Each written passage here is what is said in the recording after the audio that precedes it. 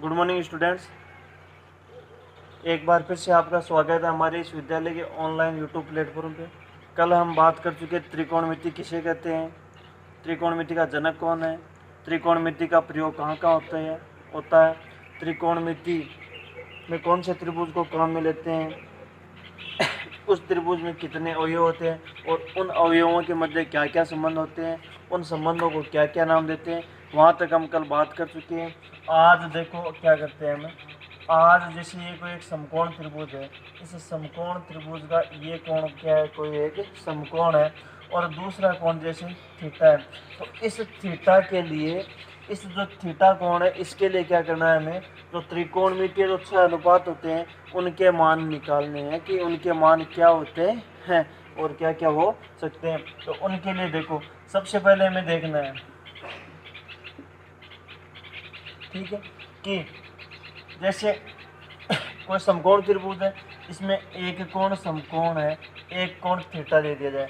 इस थीटा कोण के सामने की भुजा सम्मुख भुजा हो गई, उसको क्या बोलते हैं, लंब बोलते हैं।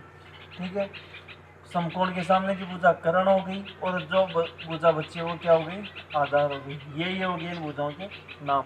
हमें हमारे त्रिकोणमितीय जो अनुपात है उनको हमेशा इसी क्रम में याद रखना है ताकि आसानी रहे। साइन, कोस, टेन, कोट, सेक और कोसेक। ठीक है, ये है हमारे कल के 6 त्रिकोणमितीय अनुपात। आज देखो अगर थीटा की जगह जैसे 0 डिग्री मान दे दिया जाए तो इस साइन 0 का मान क्या होगा, कोस 0 का क्या होगा, टेन 0 का क्या होगा, इसी प्रकार कोसेक 0 का मान क्या होगा। अगर थीटा की जगह मान 30 दे दिया जाए तो साइन 30 का मान क्या होगा, कोस 30 का मान क्या होगा। इसी तरह इन सब के मान निकालने। थीटा का मान 60 डिग्री दे दिया जाए तो इनके मान निकालने। थीटा की जगह अगर मान 45 डिग्री दे दिया जाए तो साइन 45 का मान क्या होता है, टेन 45 का मान क्या होता है, कोट 45 का मान क्या होता है, वो हमें निकालना है। तो इन मानों को कैसे निकालते हैं, तो इसके लिए देखो हमें एक तरफ क्या लिखना है, पहले तो इन सब त्रिकोणमितीय अनुपातों को लिखना है। Sine theta, cos theta, tan theta, cot theta, sec theta और कोसेक थीटा। ये 6 त्रिकोणमितीय अनुपात हो गए। अब इन 6 के लिए किन किन कोणों के मान निकालने हैं, तो वो कोण है 0, 30 डिग्री के लिए, 45 डिग्री के लिए, 60 डिग्री के लिए और 90 डिग्री के लिए मान निकालने हैं। ये पांचों कोण है वो प्रकार से बनाए जा सकते हैं। ठीक है, इनके लिए हमें इनका मान निकालना है। भाई साइन 0 का मान क्या होगा, साइन 30 का मान क्या होगा, साइन 45 का मान क्या होगा, साइन 60 का मान क्या होगा और साइन 90 का मान क्या होगा। तो इनके लिए क्या करना है हमें, या तो हमें सीधी देख लो इन त्रिकोणमितीय अनुपातों का हमारे 0 से 90 के लिए क्या मान हो सकता है, अधिकतम 1 तक मान हो सकता है साइन का। ठीक है, साइन का मान क्या हो सकता है, 0 से लेकर 1 तक हो सकता है। तो हमें क्या करना है, 0 के ऊपर 0 लिखना है और 0 और 1 के टुकड़े करने हैं जो हम नॉर्मल रूप से काम में लेते हैं। जैसे 0, 1/4, 1/2 और 3/4। या तो ऐसे कर लो, अगर इसको ऐसे नहीं करते हो तो हमें क्या करना है वो देख लो। हमें यहाँ से क्या करना है, जैसे 0 है तो यहाँ से गिनती लिख दो, 0, 1, 2, 3 और 4, गिनती लिख दी। अब गिनती होने के बाद में यहाँ पर देखो बड़ा अंक क्या आ रहा है, 4 आ रहा है। तो सभी पदों में क्या करना है, 4 का भाग देना है। ठीक है, 4 का भाग देना है, 4 का भाग दे दिया। 4 का भाग देंगे तो देखो 0/4 का मान क्या हो रहा है, 0 हो रहा है। 1/4 का मान कितना हो रहा है, 1/4 हो रहा है। ये 2 में 2 का भाग 1 बार और 4 में गया 2 बार, तो यहाँ क्या हो जाएगा 1/2।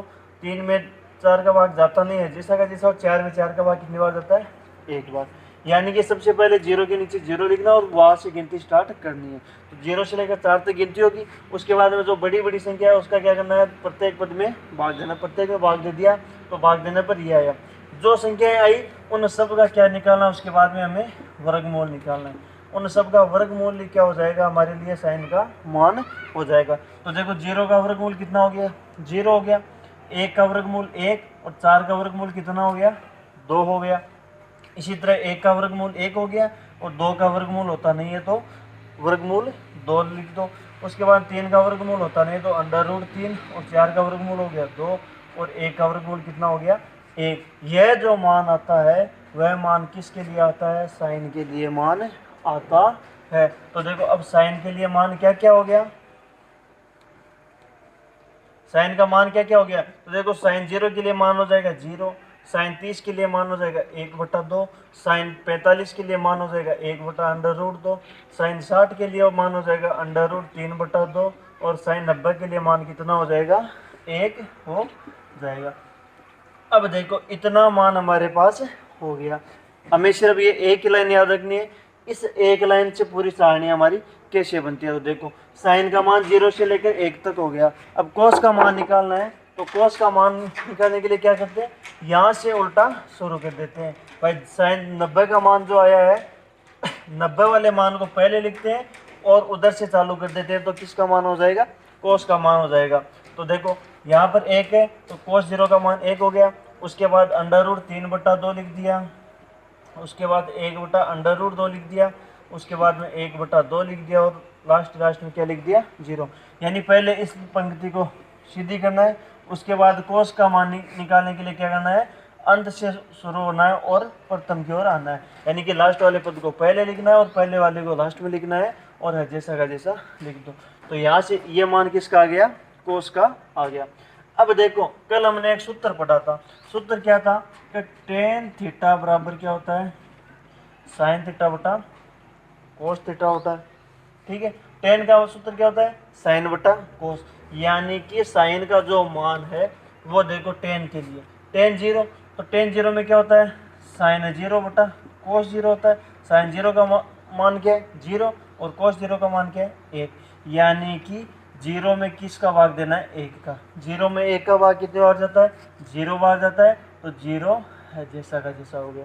उसके बाद देखो 1/2 में √3/2 का भाग देना है। ठीक है, संख्या 4 बट्टा में, तो पहला बट्टा है जैसा का जैसा हो जाएगा, और नीचे वाला बट्टा क्या हो जाएगा, उल्टा होके गुणा में हो जाएगा। तो ये क्या हो गया 2/√3 हो गया। यहाँ से 2 से 2 कट गया, तो इसका मान क्या हो जाएगा, टेन 30 का मान 1/√3 हो गया। तो इसका मान हो गया 1/√3। यहाँ पर देखो 1/√2, इसमें भाग देना है 1/√2। दोनों संख्या दिखने में समान है, समान संख्या में समान संख्या भाग कितनी बार जाता है, 1 बार भाग जाता है। तो ये 1 हो गया। उसके बाद में देखो √3/2 है जैसा का जैसा, ये 1/2। तो √3/2 पहला बट्टा है जैसा का जैसा हो जाएगा, और दूसरा क्या हो जाएगा, उल्टा हो जाएगा, तो 2/1।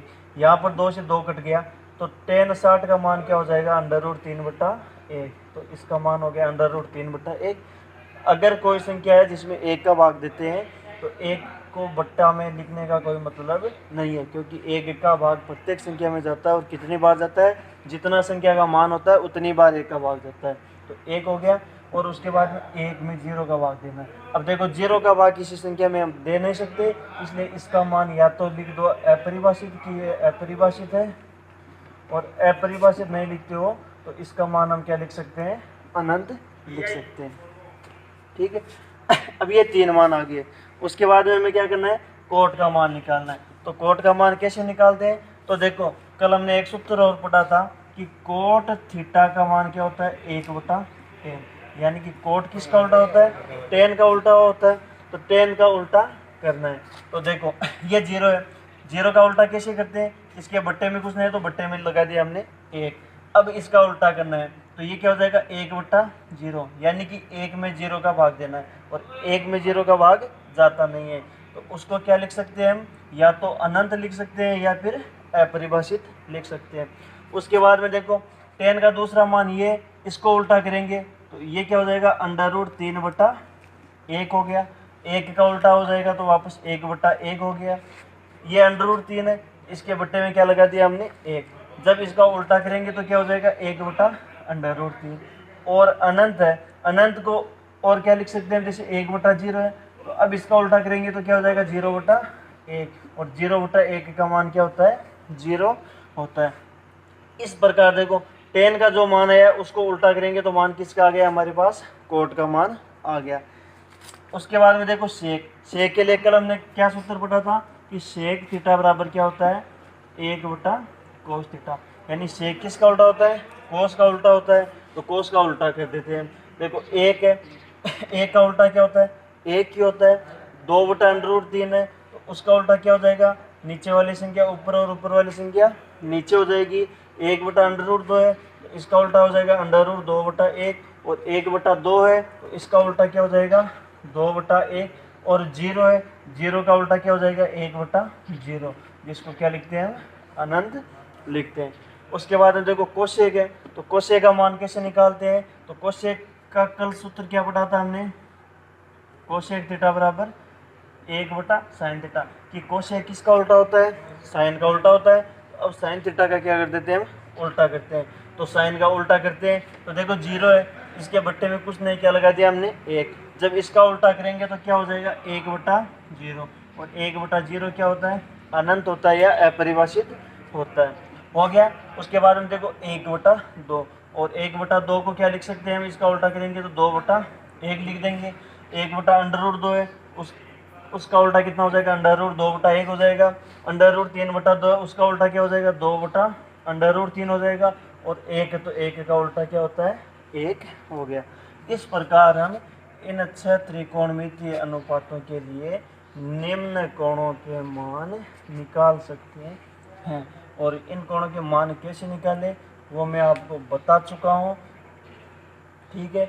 एक बार आपको वापस बता देता हूँ कि इनका मान कैसे आया।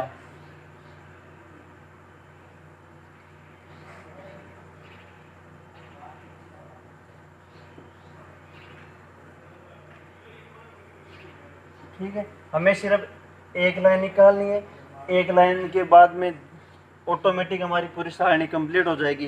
तो देखो एक तरफ हमें लिखने त्रिकोणमितीय अनुपात, ठीक है। त्रिकोणमितीय अनुपात sine cos tan cot sec cosec, इसी क्रम में याद रखने ताकि आसानी रहे सारणी बनाने में।